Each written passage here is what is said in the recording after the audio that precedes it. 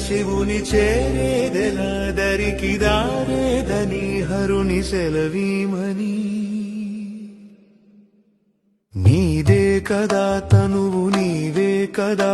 నువ్వు నాదేది నీ దరికి నన్ను చేరని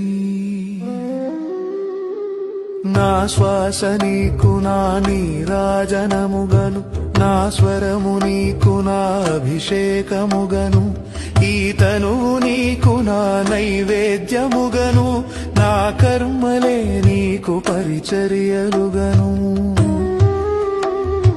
అక్షరములు నీకు అక్షతలుగాను పదమాలలను నీకు పూమాలికగను